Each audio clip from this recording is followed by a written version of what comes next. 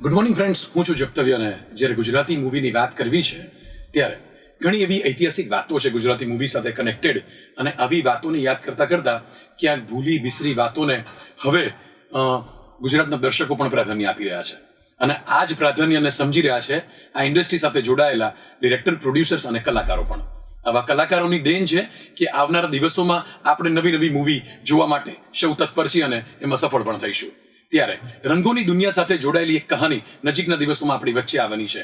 એવા જ નામના ટાઇટલ સાથે સતરંગી રેના કલાકારો આપણી સાથે છે. આપણી સાથે છે મૂવીના મહિલા સશક્તિકરણની વાત સાથે ઇન્ટ્રોડક્શન કરાવીએ એવા મૂળ વડોદરાના કથા પટેલ, રાજ બાસીરા, જેઓ પોતે એઝ અ મેલ ડિરેક્ટર અને લીડ એક્ટર તરીકે કામ કરશે, અને ઇરશાદ સર, જેઓ બોલિવૂડમાં પોતાનું ખૂબ મોટું યોગદાન આપી ચૂક્યા છે અને પોતે મૂળ ગુજરાતી હોવાના નાતે હવે ગુજરાતી ફિલ્મ ઇન્ડસ્ટ્રીમાં પણ તેમનો પરિચય આપણને સૌને ભૂતકાળમાં કરાવ્યા બાદ વધુ એક વખત કરાવશે. Welcome to Loksatta Jansatta digital platform. Thank you so much.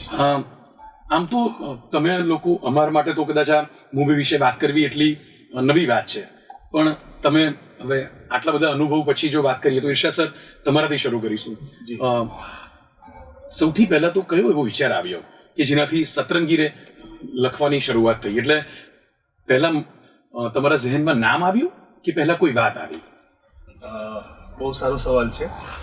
જેમ તમે પૂછ્યું એમ કે પહેલા વિચાર નથી આવ્યો, વિચારધારા આવી છે. જી. અને એ વિચારધારા લઈને આપણે ફિલ્મના જે મેઇન લીડ છે રાજ બાસીરા, જે સુરતથી બિલોંગ કરે છે, એ મારી પાસે આવ્યા હતા.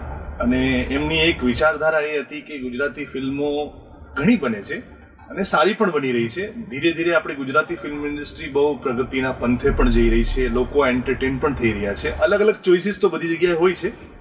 તો એમની એક વિચારધારા એવી હતી કે આપણે એક એવી ફિલ્મ બનાવવાની છે કે જે આપણું જે રૂરલનું જે ઓડિયન્સ છે અને જે અર્બનનું જે ઓડિયન્સ છે, એ બે વચ્ચે કોઈ એક અનનોન ખાઈ થઈ ગઈ છે. જી.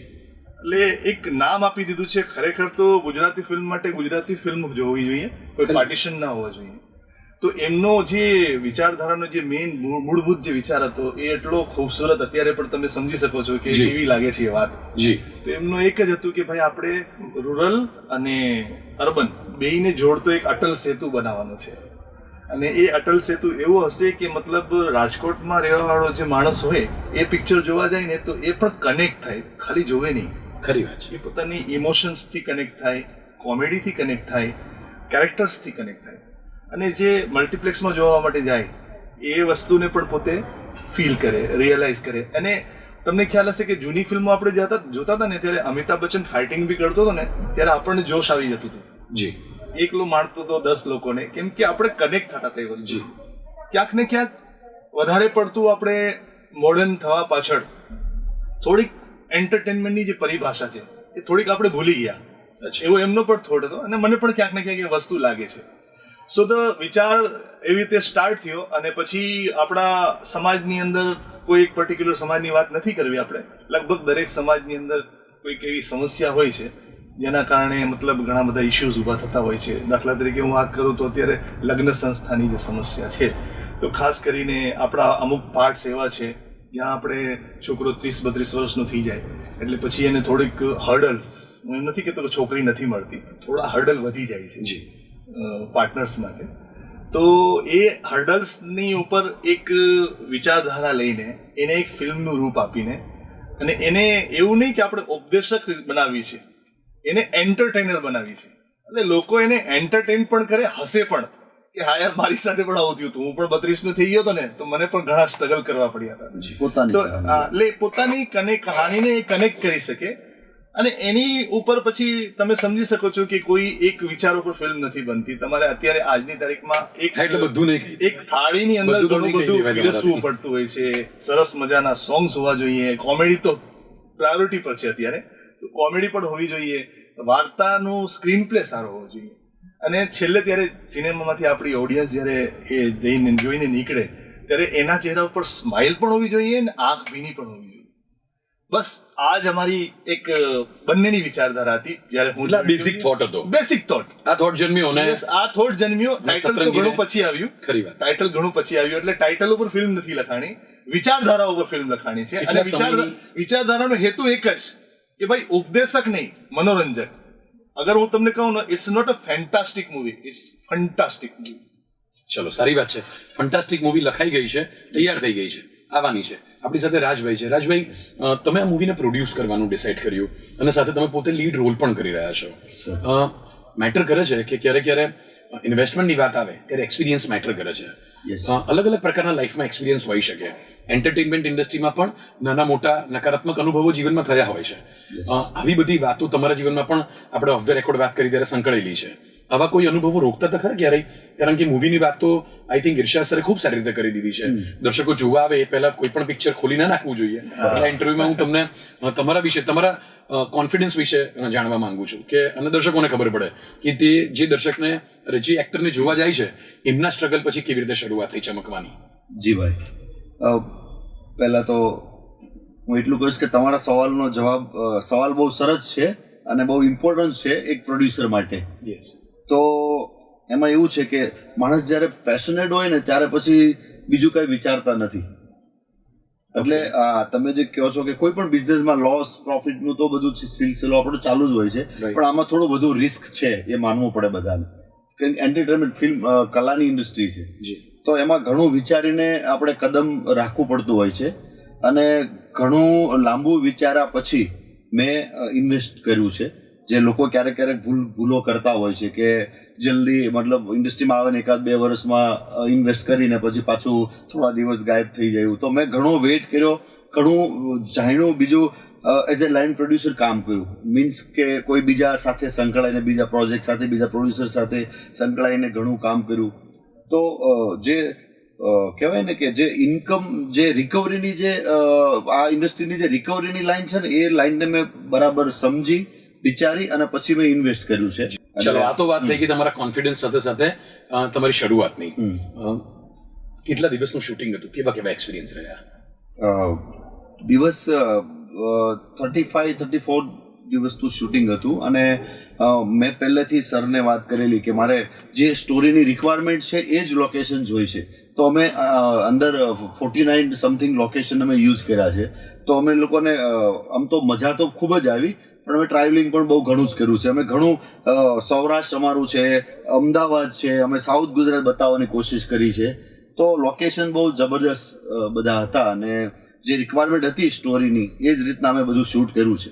આપણા દર્શકોને મૂવી વિશે તો ઘણી વાત આપણે કરી શકીએ, પણ મને એમ લાગે છે કે આ ઇન્ટરવ્યુમાં તમે જ્યારે ગુજરાતને આટલું એક્સપોઝ કર્યું છે ત્યારે કયા મુખ્ય સેન્ટર હતા જ્યાં તમને એમ લાગ્યું કે આ ગુજરાતી દર્શકને જોવાનો કદાચ રહી ગયો હશે એટલે અમારે ત્યાં જવું જોઈએ? હા, એ બહુ સરસ સવાલ છે કે મને ઘણા ટાઈમથી એવું લાગતું હતું કે આપણી ફિલ્મો અમુક એરિયામાં સીમિત હોય છે. આપણે કોઈ એરિયાને આપણે પેલું નથી કે બધા જ એરિયા, આખું ગુજરાત આપણું જ છે. ગમે તે ઝાઝું આપણને જોવા એવું મળતું હોય જે છે તે છે, તમે પણ જોતા હશો. તો મને એવું લાગ્યું કે કંઈ ને કંઈ યાર કે ભાઈ ગુજરાત છે ને એટલું જ ગુજરાત નથી, ઘણું મોટું ગુજરાત છે.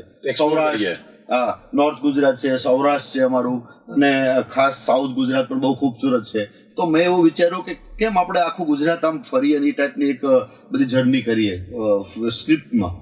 તો અમે એ રીતની કોશિશ કરી અને મને બહુ ટાઈમથી એવું હતું કે હું જે લોકો જે દેખાડી રહ્યા છે હાલમાં એના કરતાં હું થોડુંક અલગ ડિફરન્ટ દેખાડું તો પ્રેક્ષકોને કંઈક નવું મળશે. કારણ કે આમાં નવું હોય તો લોકોને મજા આવતી હોય છે. બધું જૂનું એક ધારું ઘસાણા પીટાણા કરે તો પછી થોડોક ઇન્ટરેસ્ટ એના કારણે પણ ઓછો થઈ જતો હોય છે એવું મારું માનવું હતું.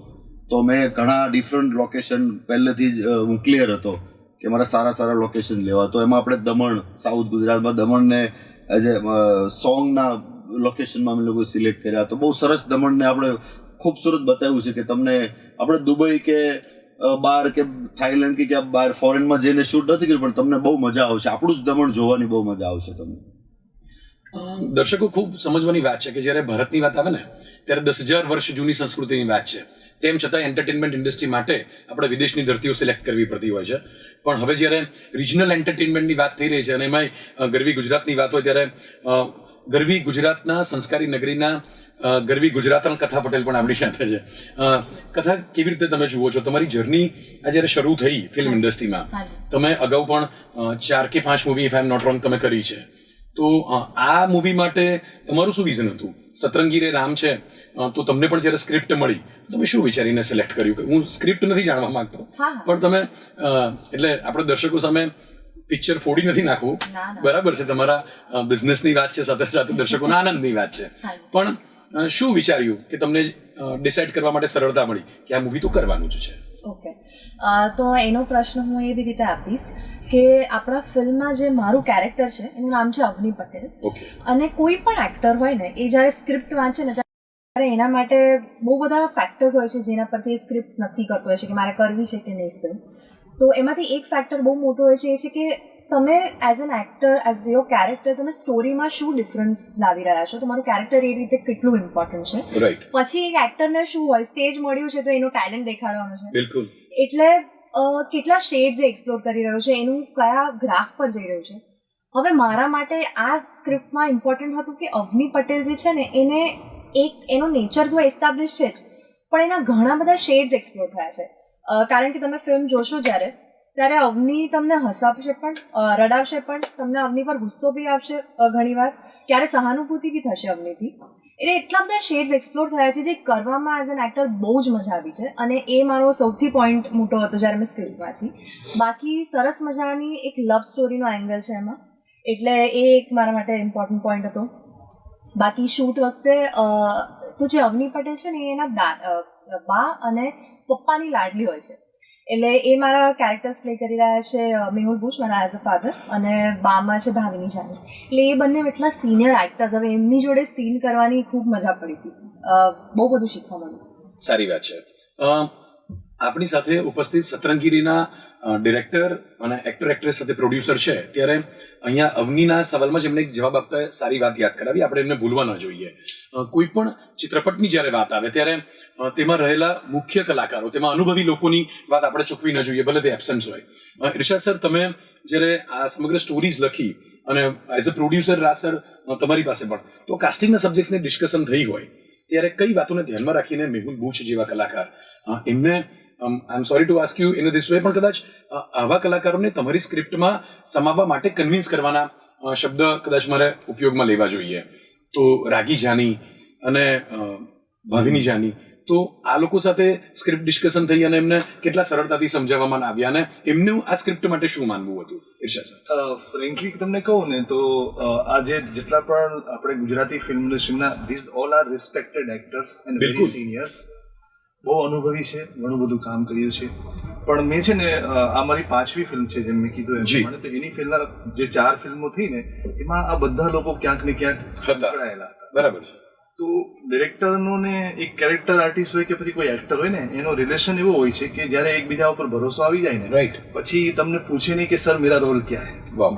Mostly actors. તો આવું આ સિનિયર કલાકારો સાથે તમને થયું? એ જ હું કહેવા માંગુ છું કે મને એ વાતનો આનંદ પણ છે, ગર્વ પણ છે, અને ખાસ કરીને આ ગુજરાતી એક્ટર્સ છે, હિન્દીની તો દુનિયા જ અલગ છે, આ લોકોએ મને મારા ઉપર એટલો ભરોસો મૂક્યો કે મને, અમે લોકોએ જ્યારે આખી સ્ક્રિપ્ટ લોક કરી લીધી ને ત્યારે ખાલી એક ફોન કરવાનો જ હતો, રાગીભાઈ, જી ભાવિની બેન, તમારી ડેટ્સ ક્યારે મળશે, મારું કેરેક્ટર શું છે, કે મારો even Prashant Barot is a very senior, very respected, જી ઘણું બધું કામ કરી રહ્યા છે, કે પોતે પણ ડિરેક્ટર છે, અવાજનું જાદુ છે. યસ, એમનો જાદુ છે.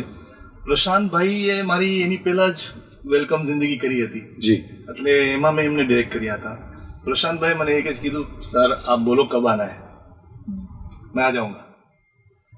કમર્શિયલ વાતો તો અલગ જ વસ્તુ છે, પણ એક એક્ટર આ રીતે તમારાથી ડિરેક્ટરથી વાત કરે અને એ પૂછે પણ નહીં કે ભાઈ પ્રોડ્યુસર કોણ છે કે હીરો કોણ છે. મને સૌથી સાચી વાત મને જે ગમે છે ને, કે આમાંથી કોઈ પણ એક્ટરે ઇવન કથાએ મને એ નથી પૂછ્યું કે હીરો કોણ છે. જી, વાહ. એક ફોર્માલિટી હોય, પણ અચ્છા એવું છે તો હું તમને વિચારીને જવાબ આપું, એ ટાઈપનો મને કોઈના તરફથી as a actor actress standard સ્વીકૃતિ વધારે હતી. હા, સ્વીકૃતિ અને acceptance, and we are ગોના do this. Yes. અને હું ગુજરાતની જનતાને ખાસ એ કહેવા માંગુ છું કે આ જે નામ છે, રાગી જાની, ભાવિની જાની, પ્રશાંત બારોટ, મેહુલ બુચ, પૂજા સોની, એ બધા, જિગ્નેશ મોદી, યસ, કોમેડીનો બાદશાહ, આપણા ગુજરાતનું ગર્વ છે બધા, અને એ ધુરંધર કલાકારો છે. જી, આપણે એમના માટે પણ એક સેલ્યુટ બને છે કે એ લોકો મતલબ આટલા વર્ષથી, કેમ કે this all R character actor, એને કહેવાય કે ચરિત્ર કલાકાર. ચરિત્ર કલાકાર વગર હીરો હિરોઈન કશું જ કરી શકતા નથી, ફિલ્મને કોઈ ઉપાડી શકતા નથી. અમિતાભ બચ્ચનને પણ સંજીવ કુમારની એના ફાધર તરીકે જરૂરત પડી હતી, અને શશી કપૂરની એના ભાઈ તરીકે જરૂર પડી હતી દીવારમાં. Same thing for Sholay. Thakur ના હોત તો અમિતાભ ને ધર્મેન્દ્ર કાંઈ ના કરી શક્યો. તો આ લોકોનું મતલબ જે ફિલ્મની સાથે જે જોડાણ છે એક ઇમોશનલી પણ છે, ઇટ્સ નોટ કમર્શિયલી, ઇમોશનલી જોડાણ એ લોકોનું, અને બધાએ પોતાનું 100% ઇન શોર્ટ આપણી કહાની જ હીરો છે. એટલે આ લોકોએ જાજુ સરને બહુ કર્યું નહીં, અને આપણી કહાની જોઈ અને એ લોકોએ તરત જ હા પાડી દીધેલી એમ કે આપણી કહાની જ હીરો છે. રાસર ખૂબ સરસ વાત કરી છે. કદાચ દર્શકો માટે આજના ઇન્ટરવ્યુની હું પંચ લાઈન કહી શકીશ. જો તમે આ મૂવી જોવાનું જરા પણ પ્લાન કરતા હો તો એમાં 4 ચાંદ લાગી જાય એવી વાત ફિલ્મના પ્રોડ્યુસરે કરી છે કે કહાની જ મૂવીનો હીરો છે. એટલે કાસ્ટિંગ શું છે એની ચિંતા કર્યા વગર, ડિરેક્શન કેવું થયું છે એની ચિંતા કર્યા વગર, મ્યુઝિક કેવું છે, લોકેશન કયા છે અને સ્ક્રીન કેટલો બ્યુટીફુલ લાગશે કે નહીં એના કરતા સ્ક્રિપ્ટ તમને બધાને ત્યાં ખુરશી પર બેસવા મજબૂર કરશે. સ્ટોરી બરાબર છે ને? રાસર એઝ અ ડિરેક્ટર તો કામિલ સર ઇરશાદ સરે વાત કરી છે, પણ એઝ અ પ્રોડ્યુસર તમારી જ્યારે કાસ્ટિંગની વાત આવે તો ઓબ્વિયસલી કમર્શિયલાઇઝ સબ્જેક્ટ્સ ઉપર કોન્સન્ટ્રેટ કરવું પડે. હું નથી કહેતો તમે કમર્શિયલાઇઝ શેર કરો, પણ તમને એવા થોટ કંટ્રોલ કરતા હતા કે અરે અમારા સિવાય આટલા પણ મોટા કલાકારો છે, એમના ચિંતાના વિષયો આવશે? કારણ કે ગુજરાતી ફિલ્મ ઇન્ડસ્ટ્રીને જે સ્વીકૃતિ થઈ રહી છે એ સારી વાત છે, પણ જેટલી થવી જોઈએ ત્યાં ક્યાંક હજુ ક્યારેક અડચણ અને દુઃખવાળા દ્રશ્યો જોવા મળી જાય છે. કેવા થોટ્સ હતા? કાસ્ટિંગને લઈને તો અમે લોકો આમ ક્લિયર જ હતા કે અમે લોકો, મેં કીધું ને કે મારું ડ્રીમ હતું, આ મારું ડ્રીમ છે. પ્રી ડિસાઇડેડ બજેટમાં બધું, એટલે બજેટનો કોઈ ઇસ્યુ હતો જ નહીં. અને લગભગ આપણી ઇન્ડસ્ટ્રીનો એટલું એક નસીબદાર છીએ અમે પ્રોડ્યુસરો કે આપણી ઇન્ડસ્ટ્રી એટલી હજી બજેટ ઓછું બધું હોય છે, માપનું જ હોય છે. જી. તો બજેટને લઈને ઇસ્યુ તો કોઈ હતો જ નહીં. બાકી રહી વાત કે સ્ક્રિપ્ટ ને ડિરેક્ટર ને એક્ટર ની, તો મેં વાત કરી એમ કે સર ફોન કરતા હોય એટલે એના રિલેશન હોય અને આપણી સ્ક્રિપ્ટ આપે સર, એટલે પછી બીજી કઈ બહુ આગળ એ લોકો કોઈ વસ્તુ માંગી નહોતી અને ડન કરી નાખ્યું. અને કમર્શિયલ તો લગભગ ક્યારેય અમારે કોઈ વસ્તુ બની જ નથી. અને એ જે સિનિયર એક્ટર બધા જે હતા, એક્ટ્રેસ બધા ટોટલ, તે લોકો બહુ ખુશ થઈ ગયા આપણા પ્રોડક્શનની સર્વિસને, પ્રોડક્શનનું પેલું બહુ માન આપ્યું આપણે. અને એ લોકોએ પણ અમારું પૂરેપૂરું પ્રોડ્યુસરનો ખ્યાલ રાખેલો છે. ચલો, સારી વાત છે. હવે આ બધી વાત થઈ ઘણી મૂવી વિશે, હવે થોડી એકચ્યુઅલી એન્ટરટેનમેન્ટ ટોક ઉપર જઈએ. કથા ગુજરાત ફરી લીધું છે હવે તો. સતરંગીરે કરતા ગુજરાતના કદાચ 7 રંગ તો તમે જોઈ લીધા હશે. આ 30-35 દિવસના શૂટિંગની કોઈ ફન મુમેન્ટ? કારણ કે behind the scenes is always like actual entertainment. Shoot વખતે તો જ્યારે બધા અમે એક્ટર્સ બેસતા, ગ્રીન રૂમ હોય, આપણે મેકઅપ થતો હોય, 1-2 જણનો સીન ચાલતો હોય, બાકી અમે બેઠા હોય એટલે મસ્ત ગપ્પા ચાલતા હોય, નાસ્તો ખવાતો હોય અને સરસ સરસ જૂની વાતો બધા એક્ટર્સ કરે એ સાંભળતા હોઈએ. બાકી કોઈ બી ફિલ્મ હોય ને એટલે મને સોંગ શૂટમાં મને સોંગ સાંભળવાનું બહુ ગમે. એટલે જ્યારે આપણે પોતા પર પિક્ચરાઇઝ થતા સોંગ્સ આવતા હોય તો એની એક અલગ મજા હોય છે. 1-2 એવા સોંગ્સ છે જે રિલીઝ નથી થયા, પણ એમાં એવા શોર્ટ છે જે બીચ પર અમે શૂટ કરેલા. આપણે નારગોલ કરીને જગ્યા છે વલસાડ આગળ, બહુ જ બ્યુટીફુલ બીચ, ત્યાં લીધેલા સીન. હવે ત્યાંની હું એક વાત કહું, અમારા જે ડિરેક્ટર હતા સોંગના, પ્રયાસ ચૌધરી અને પરાગ ચૌધરી, એ લોકોને એક વિઝન હતું કે સરે આટલી સરસ લિરિક્સ લખી છે, આટલા સિંગરે, ફાઇન સિંગર્સે ગાયા છે, તો એને દેખાડવું બી પડશે એટલું બ્યુટીફુલ. તો એ લોકોએ ઓલરેડી સીન ડિસાઇડ થયેલા હતા.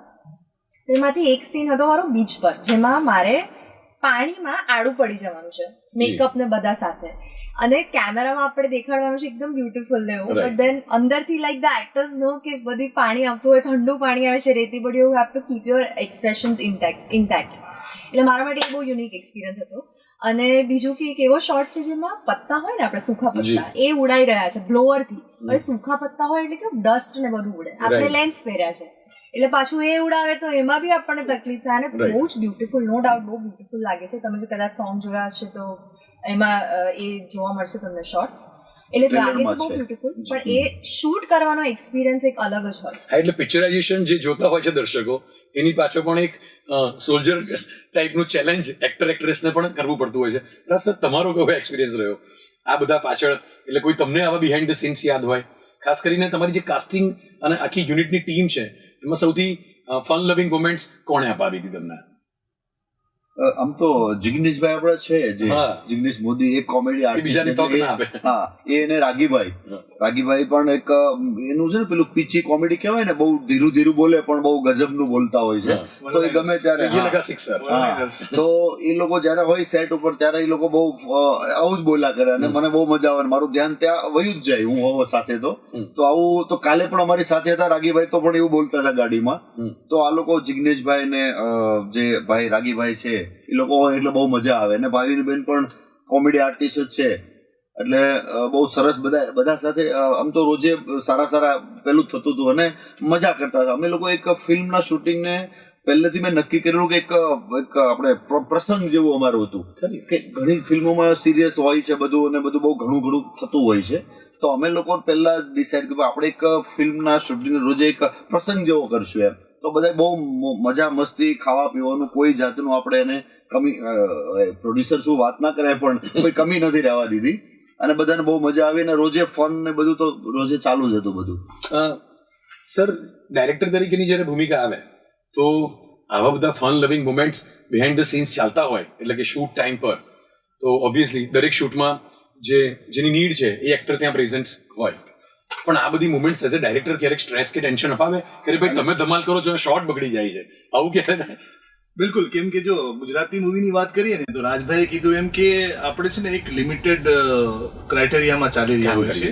According to budgets, according to number of days, એ બધું આપણે જોઈને ચાલવું પડતું હોય છે. અને મોસ્ટલી હું પોતે પણ પ્રિફર કરું છું કે હિન્દી હોય કે Gujarati start two finish schedule હોવું જોઈએ. વચ્ચે રૂકાવટ ના, કેમ કે એક્ટર્સ બધા છે ને રિધમમાં હોય જી, એટલે ડિરેક્ટરને જે જોતું હોય ને એ કેરેક્ટરના હિસાબે એને મળતું રહે. ખરી વાત છે. પણ મારું પોતાનું આઈ થિંક કથા પણ એગ્રી કરશે કે હું બહુ રિલેક્સ રહીને કામ કરું છું. જી, એટલે મને તો ભાવિની બેન, રાગીભાઈ એ બધા એક જ વાત કરતા હતા, તમે ગાળો નથી બોલતા, તમને ગુસ્સો નથી આવતો? આ પણ બિહાઇન્ડ ધ સીન ની વાત છે, કદાચ ગુજરાતી વ્યુઅર્સ ને ખબર તમને નહીં. ગુસ્સો નથી આવતો? જો ઓલા રાગીભાઈ તો પછી આવીને મને ઓલું કે ને નારદ મુનિ વાળો પણ કામ કરે, ઓલો જો આમ કરે, જીગો આમ કરે છે, જરા એને કયો ડાયલોગ વાંચી લે. પણ એ લોકો એટલા બધા, મેં કીધું ને કે સિનિયર છે કે ખાલી આમ જોવાનું જોઈએ, ડાયલોગ યાદ જ થઈ જાય. બીજું એક ફન મુમેન્ટ એ છે કે આપણા જે હીરો છે એમને છે ને બપોરે જમ્યા પછી ખાલી 7 મિનિટો, ખાલી 7 મિનિટ. અમારા આખા શેડ્યુલમાં એક જ વાતનો ઝઘડો, શોર્ટ રેડી થતું હોય, બધું થતું હોય. એ અમે લોકોએ વેનિટી વેન લીધેલી છે બાય ધ વે. ગુજરાતી ફિલ્મમાં અમે લોકોએ વેનિટી વેન રાખી હતી. તો વેનિટી વેનમાં ભાઈ આપણે છે ને આપણો એમનો જે બોય હોય એમને કડક ઇન્સ્ટ્રક્શન, કોઈ પણ આવે મને નહીં દેખાડવાનો, પણ હું તો જઈ શકું ને ભાઈ, હું તો ડાયરેક્ટર, હું જાઉં, તમે છે ને મારા પાસેથી જે કરાવો એ કરાવો, પણ મને 7 મિનિટ માટે, એટલે 30 દિવસની 210 મિનિટ યાદ રહેશે બધાને. 7 મિનિટ મને ખાલી જમવા દો. એટલે એ ભાઈ છે ને આમ આંખો ઉપર રૂમાલ રાખી અને એ 7 મિનિટ બસ. પણ એનું એક ક્વોલિટી શું છે ખબર છે કે સર એ 7 મિનિટ કે 10 મિનિટ જે છે ને એ થઈ જાય ને પછી ને 11મી મિનિટ ના જોઈએ, એ પોતે જ જાગી જાય, પોતે જ જાગીને બહાર આવી જાય, ચાલો હવે શું કરવાનું છે. તો આવું ઘણું બધું છે. અને જ્યાં રાગીભાઈ ને જિગ્નેશ મોદી હોય ને ત્યાં તો મતલબ મહાતાંડવો જોઈએ, હાસ્યનું હુલાડ ને કોમેડીનું એકબીજાનું ને ઇવન ભાવિની બેન સરપ્લસ, એ બંનેને 4 ચાસણી ચડી જાય એવા, એટલે ધમાલ મસ્તી. મતલબ આપણે કોશિશ એ પણ કરી છે ક્યાંક ને ક્યાંક ભાવિની બેન, જિગ્નેશભાઈને કોમેડી વેમાં પણ આપણે એમના અમુક ઘણા બધા સીન છે. એક સીન તો ખાસ પોપ્યુલર થઈ ગયું છે અત્યારે, જ્યારે ઓલો આપણે એક વૃગેશ કરીને એક કેરેક્ટર છે જે ટપોરી ટાઈપનો લાલ વાળવાળો, ગુલાબી વાળવાળો, એક આ હિરોઈનને કિસ કરે છે ને ભાવિની બેન તું કે છે કે ના કરાય આવું ગંધાર અને આવું ના કરાય, કોગળા કર, બીલું પાણીથી કોગળા કર. તો this type of elements will attract youngster. આપણે જે યંગસ્ટર કોલેજિયન્સ છે એના માટે પણ ફિલ્મની અંદર ઘણું બધું છે, કમ્પ્લીટ પેકેજ છે.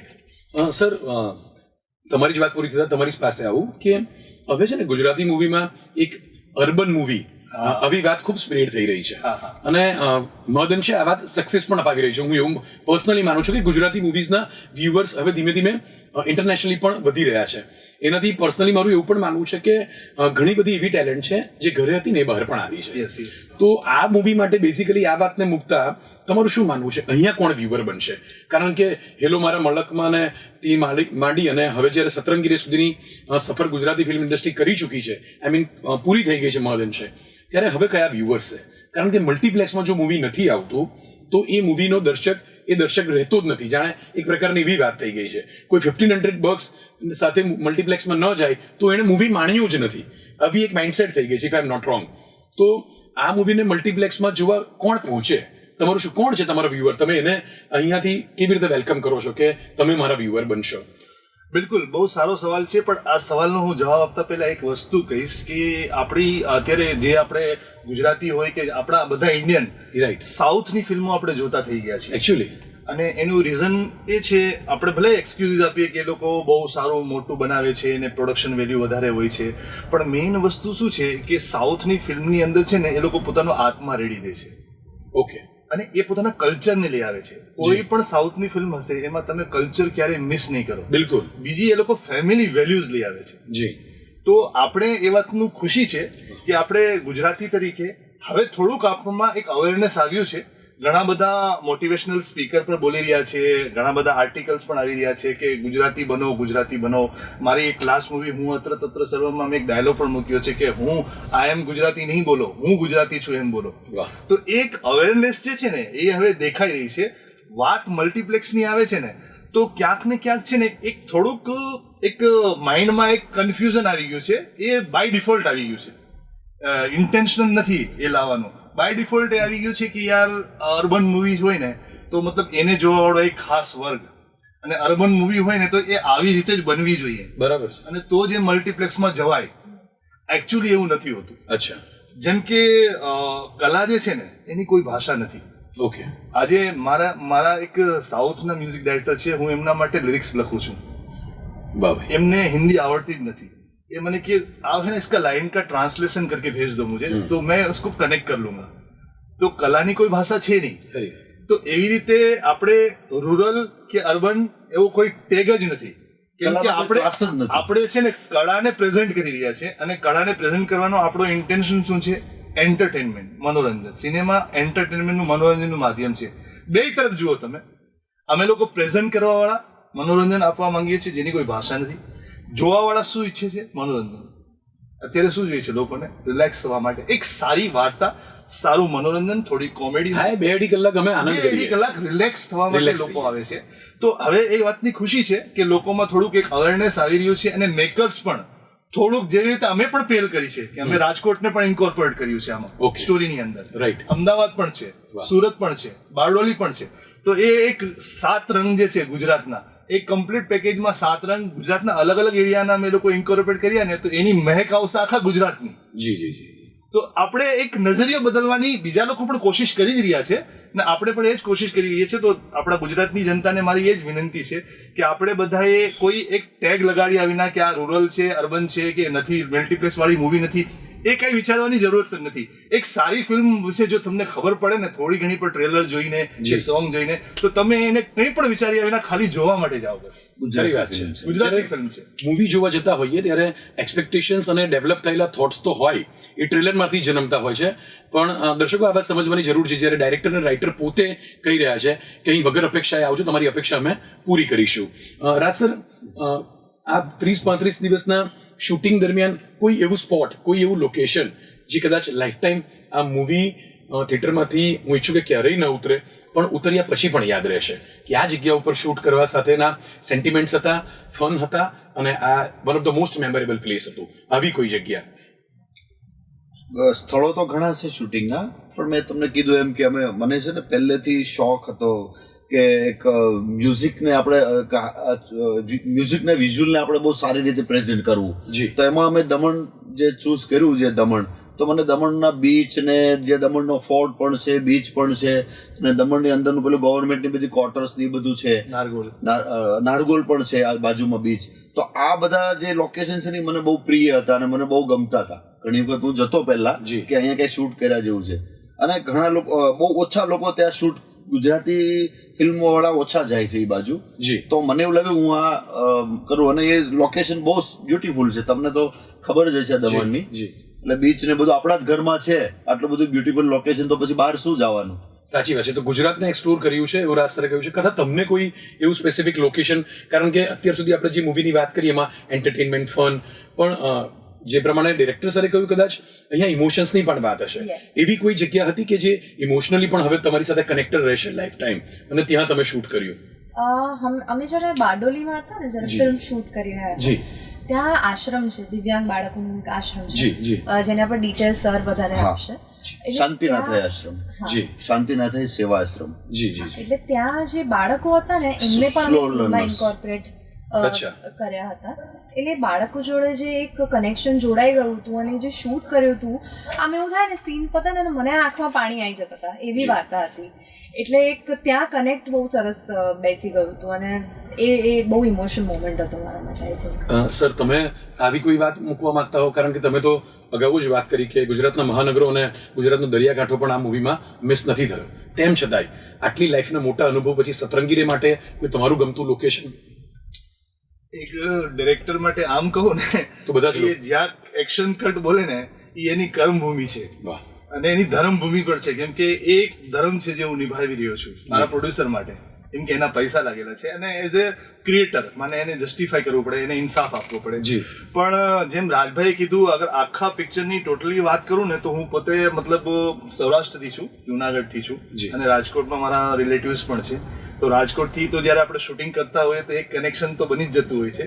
અપાર્ટ ફ્રોમ ધીસ હું ગુજરાતની જનતાને એ કહેવા માંગુ છું કે રાજભાઈએ કીધું ને એ પ્રમાણે હજી આપણે ગુજરાતમાં ઘણું બધું જોવાનું બાકી છે જે નથી દેખાડવામાં આવ્યું. જી. તો આપણી ગુજરાત ગવર્મેન્ટ પણ અત્યારે બહુ સારી રીતે ટુરિઝમને પણ આપણે એન્કરેજ કરી રહી છે. અને બીજી ખાસ વસ્તુ કે આપણે ગુજરાત ગવર્મેન્ટ ફિલ્મો માટે પણ ટુરિઝમ કોર્પોરેશનનું વાયા મતલબ હેલ્પ આપી રહી છે કે તમે પહેલે એમને એ લોકોને કોન્ટેક્ટ કરો તો તમારા માટે ઘણી બધી વસ્તુઓ એ લોકો આસાન કરી દે છે. તો એ આપણે ગોવા નથી ગયા, થાઈલેન્ડ નથી ગયા કે દુબઈ નથી ગયા, બજેટનો કોઈ ઇશ્યુ નહોતો. હું કહી દેત ને કે મારે આ સોંગ દુબઈમાં કરવું છે તો રાજભાઈ મને ના પાડત. પણ આપણું એક કલ્ચર ને આપણી એક જે એ નક્કી જ હતું કે એ નથી જ કરવાનું, નક્કી જ અહીંયા જ હતું. આપણે કરવાનું એવી વસ્તુઓ ગુજરાતમાં છે તો પછી આપણે બહાર જવાની શું જરૂર છે? તો આપણે દમણને બહુ ખૂબસૂરત રીતે દેખાડ્યું, સાઉથ ગુજરાતને દેખાડ્યું. તો બસ આ જ વસ્તુ છે. અને આખી ફિલ્મના લોકેશન તો એવા છે કે મતલબ દરેકે દરેક લોકેશન મારા માટે તો પ્રિય જ છે. ચોક્કસથી. તો આ છે સતરંગીરેની એક નાનકડી ટીમ જેમણે પોતાના સતરંગીરે આવનારા ચિત્રપટના વિશે ઘણી વાત કરી છે.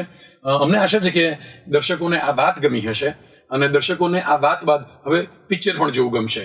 ગુજરાતના 7 મહાનગરોમાંના મહત્તમ મહાનગરોમાં ફિલ્મનું શૂટિંગ થયું છે. સાથે સાથે જે દરિયાકાંઠે તમે અંગત આનંદ માણો છો એ દરિયાકાંઠે ફિલ્મે પણ આનંદ માણ્યો છે. તો એ દ્રશ્યો પણ જોવાનું ચૂકતા નહીં. 20 સપ્ટેમ્બરે આપણે સૌ ચોક્કસ જોવા જઈશું Satrangi Re. Good bye. Thank you.